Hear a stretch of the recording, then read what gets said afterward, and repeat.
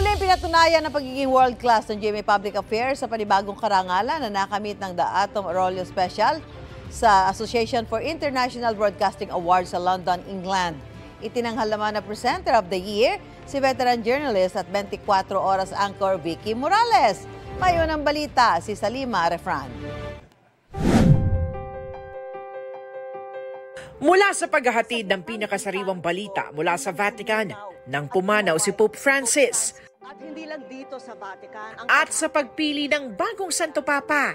Ang siyang magsisilbing altar para sa Magandang Umaga, Pilipinas! Hanggang pagtutok sa resulta ng 2025 midterm elections. Hindi po tayo bibitiw sa pagbabalita. Ako po si Vicky Morales at mga kapuso, 16 na tulog na lang eleksyon. At pagsilip sa kalagayan ng mga pinakamaliliit nating kababayan. Sa Biyaheng Totoo. Sa special news documentary na Biyaheng Totoo. Sana sa eleksyon 2025. Finish the seats noong huli ng eleksyon. Ang bilangan ng boto. Samantalang sa ikalawang bahagi, ang pagbabalitang mapagkakatiwalaan at may puso ang tatak ni 24 oras anchor Vicky Morales. Barkong pandig. But how powerful will they? Ano nga ba? Yan din ang dahilan kung bakit si Vicky ang tinanghal na Presenter of the Year sa prestihiyosong Association of International Broadcasting Awards o AIBs sa London.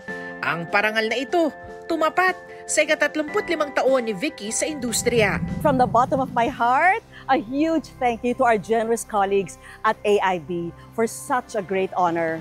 This is definitely a career highlight for me, as well as the conclaves I've covered over the course of my work. You know, all around the world, we cover stories that make us angry, sad, triumphant, and glad. But our job as journalists is to harness all these emotions and turn them into positive action, whether it's rallying a nation to stand up to corruption or urging them to move to safer ground to seek cover from a super typhoon.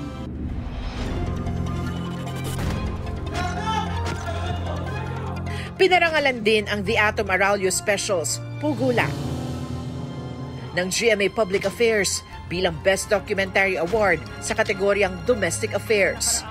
Hosted yan mismo ni Atom Arroyo na tumalakay sa madilim na mundo ng Philippine Offshore Gaming Operators o POGOs na ginamit bilang scam hubs at human trafficking dens. Kinikilala ng AIBs ang dekalidad na journalism at factual productions sa video, audio at digital platforms. Ito ang unang balita sa Salima Refran para sa GMA Integrated News. Kapuso, huwag magpapahuli sa latest news and updates. Mag-iuna ka sa balita at mag-subscribe sa YouTube channel ng GMA Integrated News.